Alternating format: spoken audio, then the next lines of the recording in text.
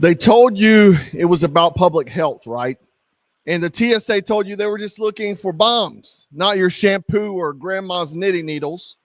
What they built during COVID wasn't a health dashboard. It was a war room. The same company that ran the vaccine logistics and hospitals tracking is now wired into our military, our immigration systems, and even our foreign wars.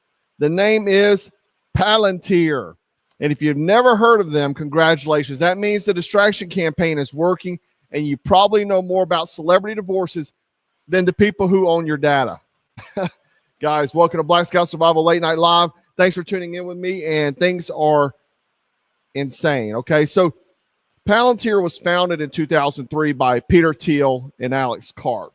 You probably know these guys. You've probably seen them throughout the times. That's Peter Thiel there. And this is Alex Karp, okay? That guy looks nutty, doesn't he? So Palantir was financed, if you didn't know, by the CIA's own venture capital arm known as In-Q-Tel. In-Q-Tel is basically a private company that does all the research and what have you for the CIA. It's a way they can kind of get around things. But that's right. The intelligence community didn't just buy the software later. They midwife the whole thing.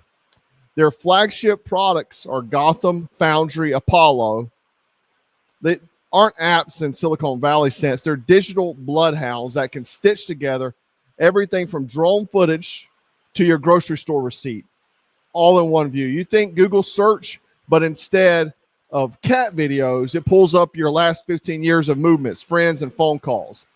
Pretty scary stuff, am I right? Now, this isn't a new trick, okay? The British East India Company had private armies bigger than most countries and essentially was the government in India for a century. In World War II, IBM's punch card machines kept Nazi rail systems running on time. When private companies embed themselves inside the machinery of state power, history shows it never ends with them. Just going away when the job done, they actually metastasize. So don't think this is just something that's going to go away, because if we look at the pandemic pipeline, during the COVID, the Trump White House yanked hospital data from the CDC and plugged it into the HHS Protect, basically a Palantir-run megavault, ICU capacity, test results, ventilator counts, all flowing into one place. Palantir also built Tiberius, the platform Operation Warp Speed used to decide who got vaccines and where. And no, Tiberius isn't some cute Star Trek nod. It's more like the Latin reminder that you're in their medical logs forever. Now, if we look over in the UK, they won a 7-year contract to run the NHS Federated data platform. That's the backbone of Britain's entire health system. And once you own the pipes, you own the water, and you decide who gets the glass. Scary stuff, am I right?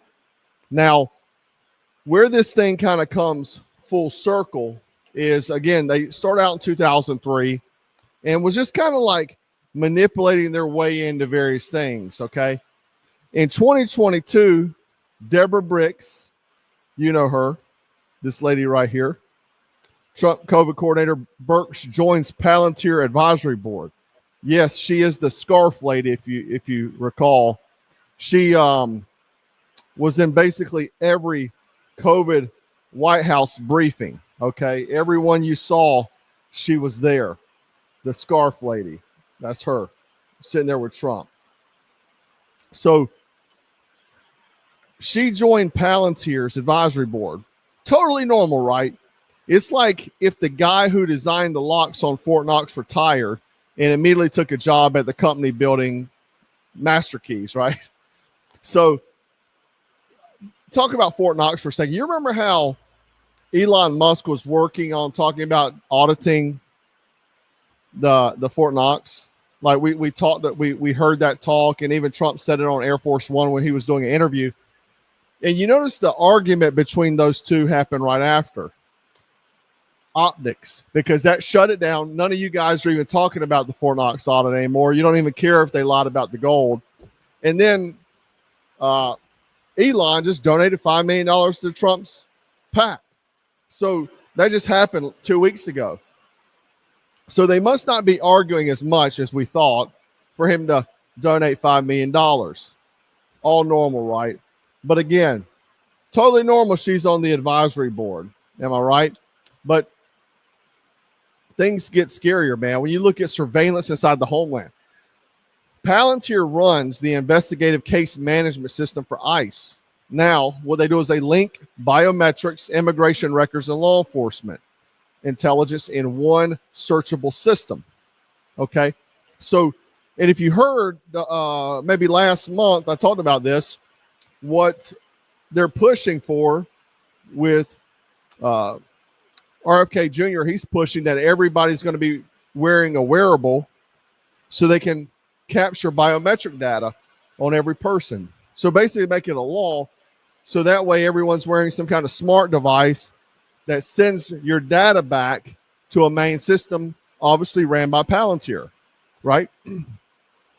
Another scary thing is that Palantir have piloted a predictive policing in New Orleans, quietly scoring people for risk based on their networks.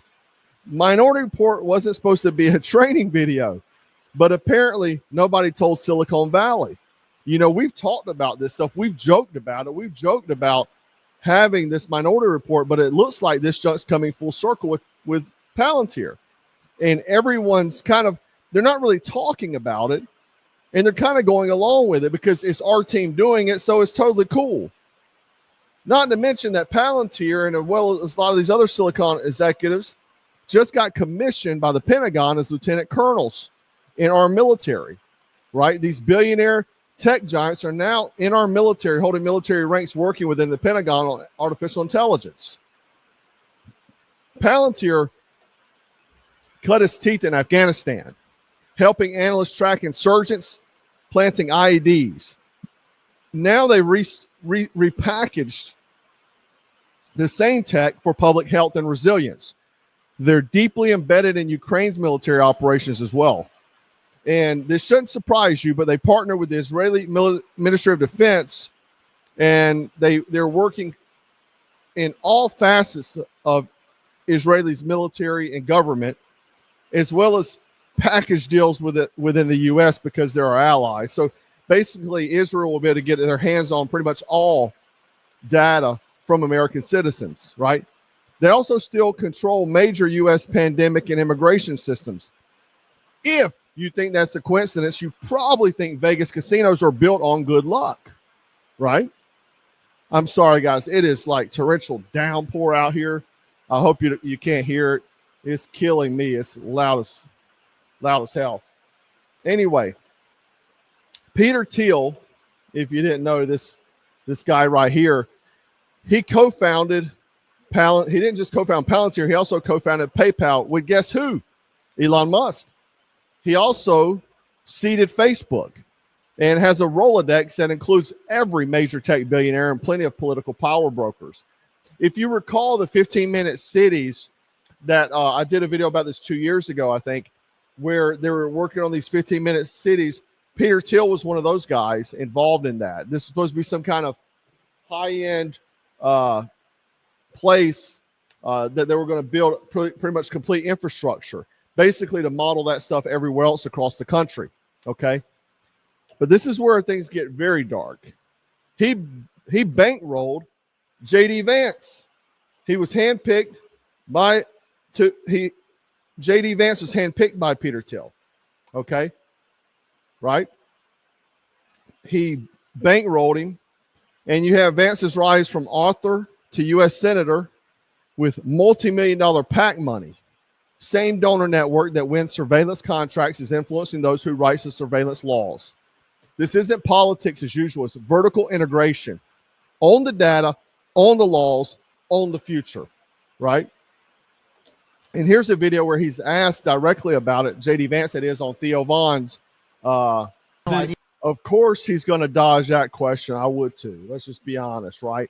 Now let's talk about the playbook here. The playbook will be step 1, wait for a crisis. Step 2 is seize control of the data pipelines under emergency powers. Step 3 is rebrand the crisis tools as preparedness or resilience so they never get turned off. Step 4 is expand to other countries until it's a global operating system for governance, right? So we also have Peter Thiel that's very vocal about that.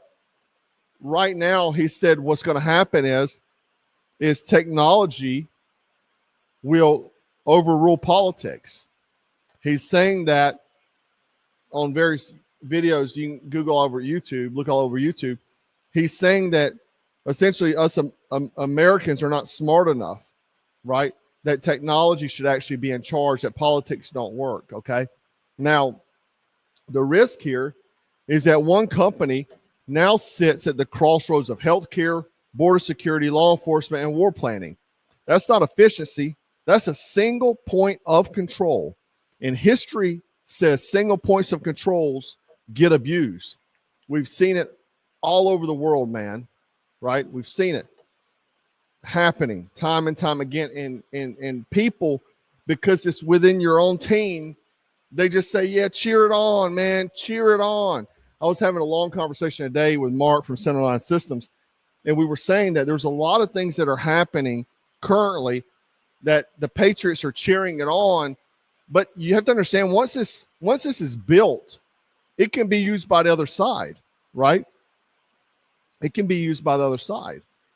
And if you look down as of right now, the current state of America, name the things you're happy with, name the things you're unhappy with. Name the things that you're happy with, and then go against or subtract what's going to be implemented during the next presidency, because most of those things are going to dissolve and fall away. The other thing we talked about the other week is Project Mockingbird is basically been rebranded to another name and is still being used even today. Currently, Tulsi Gabbard stated that. The fact of the matter is that we want free speech, but the government, no matter if it's right, left, center, they don't want you to have free speech because they want to be able to control narratives. I get it. Power is completely in the narrative. If you heard Benjamin Netanyahu saying that they're losing the propaganda war this week or this weekend, he's saying they're losing the propaganda war because they understand how much, especially with social media, we can get our voices heard, right? We're not being controlled by mainstream media anymore. So that's why it's important to me. I feel like, not just because I have a YouTube channel, but because of the fact is, as American people, if you look back during the pandemic, how many people were shut down that they've turned out with time to be true.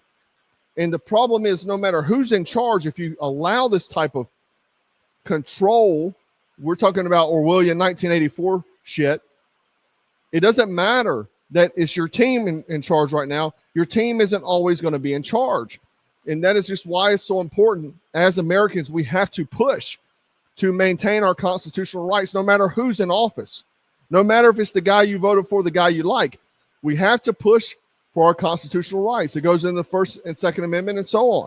We have to have these things, or you're going to just go right back, just like Trump undid all the Biden executive orders, that things will happen again.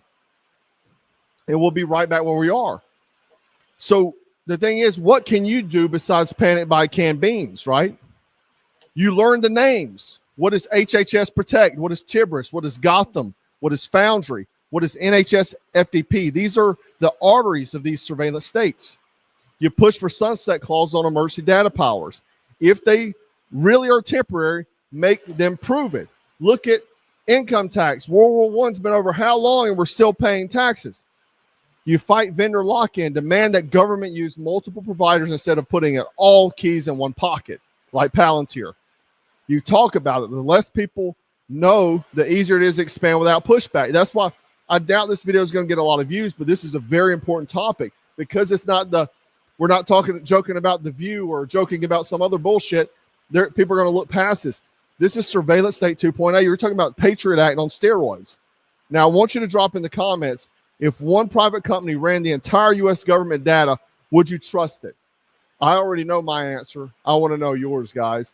They told you a few years ago it's about flattening the curve. What they built was a control panel, and they never turn it off. The pandemic or not, the software state is expanding. Palantir didn't steal the keys. We freaking gift wrapped them. And if we don't slam the brakes now, the next emergency won't be managed. It'll be administered. Think about it. Stay frosty, guys. Stay dangerous. Stay strapped. And don't outsource your freedom to a freaking dashboard. Black Scout out. 2, 3. 4, 2.